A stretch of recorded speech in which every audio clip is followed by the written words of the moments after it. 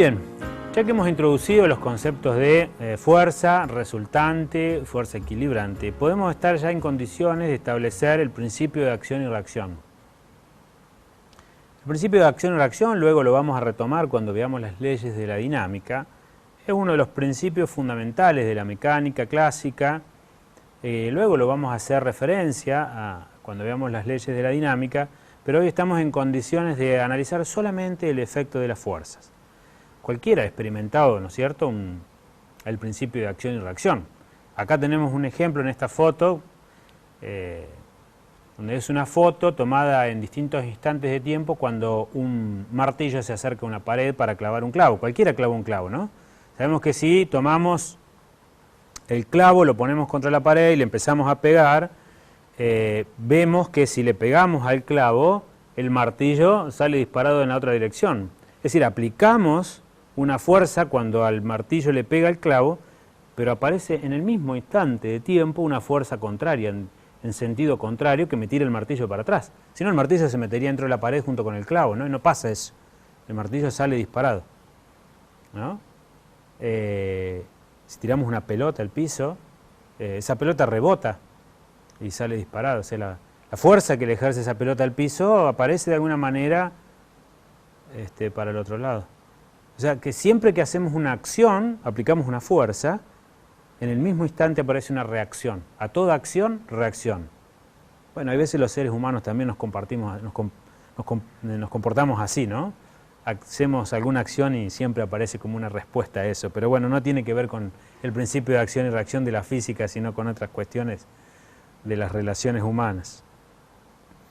Entonces, siempre que aparece una fuerza, aparece una reacción, que es otra fuerza, de igual magnitud, dirección, pero en sentido contrario. Entonces, podemos definir el principio de acción y reacción como toda fuerza, toda aplicación de una fuerza que ejerce un cuerpo, A o cuerpo 1, a otro cuerpo, cuerpo 2. Y eso da una reacción que es exactamente opuesta, en la misma intensidad, dirección, pero en sentido contrario del cuerpo 2 al cuerpo 1. Este principio es válido para todas las fuerzas. Es interesante, para todas las fuerzas de contacto que hemos visto durante el curso, pero también para las fuerzas de campo. Bueno, ya lo van a ver un poco más adelante en otro curso de física, que el principio de acción y reacción es válido para el movimiento de todos los cuerpos. Vamos a analizar 2 o 3 situaciones para afianzar este concepto. Tenemos este cuerpo que lo está moviendo una persona, ejerce una fuerza, una situación muy común, mover un objeto. Entonces, la persona ejerce una fuerza empujando el cuerpo B, la persona es el cuerpo A, y el objeto que quiere mover es el cuerpo que le llamamos B. Entonces, la persona hace eso, ¿no? Aplica una fuerza, pero el cuerpo también, en el mismo instante, reacciona y le aplica a la persona, por eso lo siente en la mano, y no lo puede mover, siente de alguna manera que está tratando de mover ese objeto. Hay una reacción.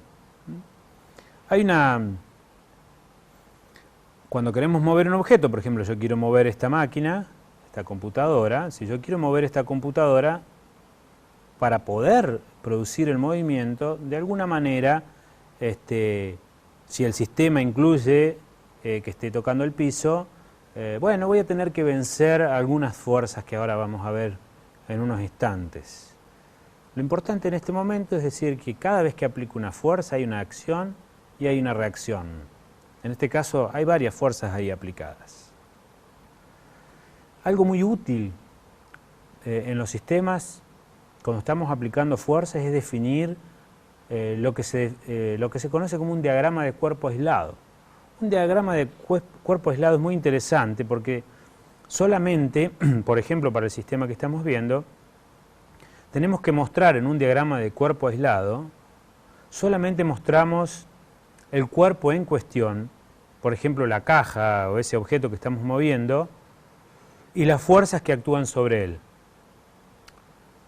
Y se ignoran totalmente todas las reacciones. Entonces supone que en el diagrama de cuerpo aislado de esta situación que estamos viendo hay 2 cuerpos, la caja que queremos mover y la persona. Es el otro cuerpo que sufre la reacción. El diagrama de cuerpo aislado para el objeto sería este que estamos viendo aquí. La fuerza que se le está aplicando al sistema que le aplicó la persona. Pero, ¿qué fuerzas hay sobre la persona? Sobre la persona tenemos la fuerza que ejerce la caja sobre él, y además, como el cuerpo está en contacto con el piso, a través de los pies, aparecen ahí dos fuerzas, con, de nuevo, el par, acción y reacción. Cuando aparece el par acción y reacción es el movimiento que intenta hacer el piso la persona y la persona el piso. Obviamente está en equilibrio porque si no se deslizaría. Bueno, les dejo para ustedes pensar qué le ocurriría si no estuviese en el piso con zapatillas, sino con unos super rollers de alto deslizamiento. Van a ver que se va a mover. Si intentamos empujar, nos vamos a ir para atrás. Diagramas de cuerpo aislado vamos a analizar de diferentes formas, objetos sobre una mesa, movimientos de objetos. Analicemos este caso, por ejemplo, tenemos ahí una pantalla sobre un televisor, lo que sea, sobre una mesa. Hay varias fuerzas presentes. Está la fuerza que ejerce el monitor sobre la mesa sobre el monitor, pero además hay una fuerza que no vemos y que no es de contacto, que es la gravedad. Es esa fuerza que hemos desarrollado acá con la letra FNT mayúscula. Cuando hacemos el diagrama de cuerpo aislado, el diagrama de cuerpo aislado para este objeto es la fuerza de gravedad y la reacción de la mesa. Aquí tenemos otro ejemplo. Tenemos una persona que está tirando con una cuerda de un cajón grande que quiere mover, que se le ideó para moverlo de esa forma. Fíjense, acá vemos que la fuerza se puede transmitir a través de la cuerda, no necesariamente tengo que agarrar el objeto, el cajón y moverlo. Es decir, que la cuerda puede transmitir la fuerza, las fuerzas las podemos transmitir a través de una cuerda, un hilo, un cable, lo que sea. Cuando movemos, de hecho, tiramos un auto, a veces lo tiramos desde una cuerda, de una lanza. Podemos transmitir desde a partir de ahí la fuerza. Si dibujamos el diagrama de cuerpo aislado para este movimiento, vemos una fuerza que le llamamos tensión, T, esa fuerza que es la que aplica la persona sobre el objeto, y después aparecen dos fuerzas más. La fuerza de gravedad que tira el objeto hacia abajo, que lo mantiene en el piso, y la reacción del piso hacia el objeto. Si no dibujaríamos la fuerza normal, que es perpendicular, ¿no es cierto?, que está ejerciendo el piso sobre el objeto, el cuerpo, el cajón se hundiría en el piso. Pero no, aparece el par siempre, acción y reacción, gravedad, reacción del piso. Bueno, tenemos muchas situaciones de este tipo, como la que acabamos de ver. Si el cuerpo, vamos a analizar dos tipos de situaciones, en unas donde los cuerpos rozan sobre la superficie, otra donde los cuerpos no rozan sobre las superficies. Cuando los cuerpos rozan, tienen rozamiento, aparece una nueva fuerza que vamos a tener que considerar. Otros ejemplos, por ejemplo, tenemos un bloque que ahora está inclinado, entonces ahora el peso no es perpendicular a la dirección de movimiento. El peso apunta siempre hacia abajo, hacia el centro de la Tierra. La fuerza, tirando el cable, desde el cable ese cuerpo, sí va en la dirección del plano inclinado y obviamente el rozamiento también es en la dirección del plano inclinado. Y la normal va a ser la reacción al plano inclinado. Entonces fíjense que ahora aparece un sistema de fuerzas donde no están todas en el eje XY que acostumbrábamos a ver. Por eso en las primeras clases veíamos esto de que las fuerzas las podemos decomponer en cualquier plano. Tenemos otros sistemas también donde podemos poner en contacto objetos y ver que las fuerzas en realidad de contacto se pueden transmitir hacia esos objetos y dibujar los diagramas de cuerpo aislado. Un problema muy común también que nos encontramos siempre es este sistema de poleas. Bueno, es un sistema que se sigue utilizando mecánicamente en muchos casos, donde se utiliza una pequeña poleita.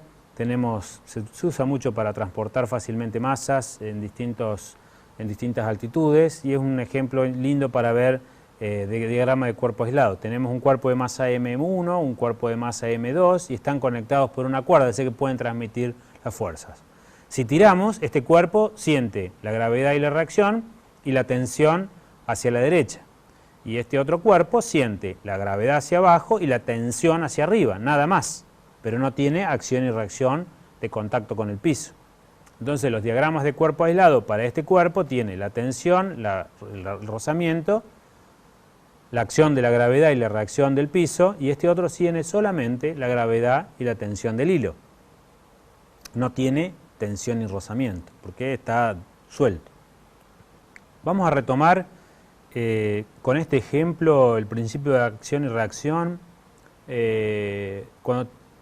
para un ejemplo donde tenemos un cuerpo que está suspendido sobre una superficie.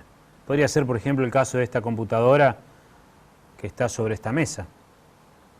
Este sistema está en equilibrio cuando la sumatoria de todas las fuerzas son igual a cero. Y acá tenemos dos fuerzas.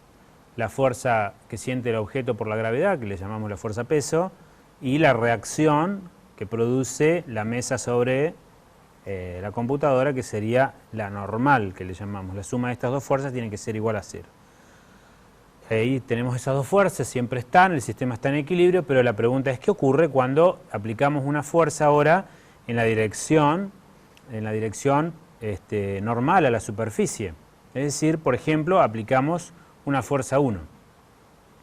Aplicamos una fuerza 1, que yo puedo aplicar una fuerza sobre la computadora, estoy aplicando una fuerza, la siento en mi mano, pero el objeto no se mueve. Hay algo que pasa que no se mueve. Y eso efectivamente tiene que ver con el rozamiento. Aplico entonces una nueva fuerza, ahora un poco más, hago un poco más de fuerza y veo que todavía no puedo mover. No la puedo mover a la computadora, hago más fuerza y no la puedo mover. Aumenté la fuerza y todavía no la puedo mover. Aplico aún más fuerza y veo que ahora sí la puedo mover. Eso tiene que ver con el rozamiento. Podemos ver gráficamente el efecto del rozamiento con esta gráfica. Aquí tenemos la fuerza máxima, graficada tenemos la fuerza, y acá estamos viendo que aplicamos una fuerza hasta un cierto punto donde vencemos el rozamiento y el objeto se empieza a mover. Es decir, tenemos que aplicar una determinada fuerza máxima para que el cuerpo comience a moverse. Y hay una constante que aparece ahí, que es una constante de proporcionalidad, y esa constante de proporcionalidad se lo conoce como el coeficiente estático, y depende de los materiales. Entonces vamos a ver que ese coeficiente estático es diferente para diferentes materiales o diferentes superficies de contacto. Por ejemplo, el cobre sobre el acero tiene un coeficiente de contacto y, no sé, el teflón sobre el teflón tiene un coeficiente de contacto mucho más bajo, ¿sí? Se deslizan mucho más fácil. Cualquiera tiró algo sobre una sartén de teflón y ven que resbala. O, por ejemplo, madera sobre madera, o aluminio o acero sobre aluminio, o no sé, cualquier objeto sabe uno perfectamente cuál es el efecto del rozamiento y cómo es la fuerza que voy a tener que aplicar. Por eso, bueno, cuando uno patina busca siempre el mejor patín, es el que tiene la mejor rueda con el menor rozamiento posible, por eso voy a agarrar con menos fuerza, mayor velocidad, está claro, ¿no? Muy bien. Y finalmente, para terminar las aplicaciones de las fuerzas, vamos a ver un ejemplo muy común y que tiene mucha aplicación en la química porque se relaciona mucho con el enlace químico, que es las fuerzas elásticas. La ley de la fuerza elástica nos dice básicamente que cuando aplicamos tenemos un resorte y aplicamos una fuerza, estiramos, por ejemplo, de su posición de equilibrio el resorte, se estira, se desplaza, y la fuerza esa es proporcional al desplazamiento. Esa constante de proporcionalidad que aparece se la conoce como la constante elástica, que es una constante que depende de ese resorte.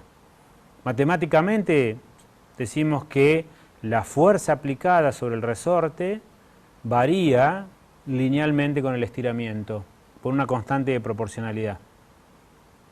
Entonces, si tenemos una posición de equilibrio del resorte y lo estiramos hacia la derecha, aparece una fuerza, estamos estirando, aparece una fuerza restauradora del resorte que lo lleva de nuevo a su posición de equilibrio. En la posición de equilibrio las fuerzas tienen que ser cero. Ahora, si aplicamos una fuerza en dirección de compresión del resorte, aparece una fuerza restauradora en sentido contrario que lo va a alejar el resorte.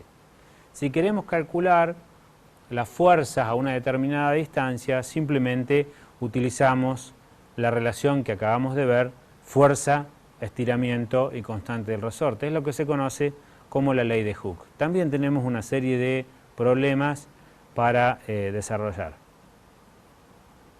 La última ley que vamos a ver de aplicación de la fuerza es la ley de gravitación universal, que es una fuerza de campo. Tenemos dos masas, masa 1, masa 2. Si hay dos masas que están cerca, esas dos masas sienten cada una de ellas una fuerza. La fuerza, por ejemplo, que siente la masa 1 es menos la fuerza de la masa 2. Entonces, hay una expresión general que se la conoce como ley de gravitación universal, que la fuerza gravitacional está relacionada con las masas y la separación de las dos masas, de los dos cuerpos al cuadrado. Como vemos en esta ecuación, aparece una letra grande G que se conoce como la constante de gravitación universal, y es un valor que está tabulado. La constante de gravitación universal es un valor muy pequeño, es del orden de 10 a la menos 11 el número, Newton en unidades metros cuadrados, kilogramos cuadrados, donde entonces si dos objetos tienen masas muy pequeños, como ese número es muy chico, la fuerza de gravitación es prácticamente despreciable. Pero esa fuerza de gravitación parece ser interesante cuando las masas son grandes, como por ejemplo la masa de un planeta. Entonces, sabemos que la magnitud de la fuerza gravitacional en un planeta, con una masa grande, cerca por ejemplo de la superficie de la Tierra, es la masa por una constante de gravitación que es G, que es la aceleración de la gravedad. Entonces, si relacionamos ahora la ley de gravitación universal, sabemos que el peso es una fuerza, y relacionamos estas dos ecuaciones, si ponemos que ahora la M1 es la masa de la Tierra y M2 es M, cualquier masa de cualquier objeto, por ejemplo nosotros, nuestro cuerpo, podemos de aquí definir que la constante de gravitación universal por la masa de la Tierra sobre r cuadrado, que es la distancia, vemos que eso es la aceleración de la gravedad, G minúscula. Entonces nos queda que la fuerza, peso, es esta constante por la masa del objeto que está sobre la Tierra.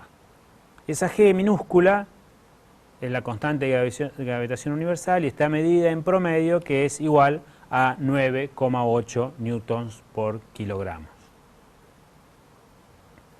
Entonces, en toda la superficie de la Tierra estamos sintiendo este campo gravitatorio como una fuerza, que es la fuerza peso perpendicular, entonces siempre dirigida al centro de masa de nuestro planeta, y la vamos a considerar que es constante, aunque en realidad tiene pequeñas variaciones porque varía con respecto a la altura.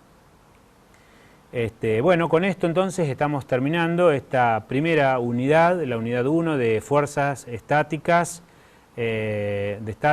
fuerzas, vectores, que nos va a servir entonces para las próximas unidades para estudiar el movimiento de los cuerpos y la dinámica.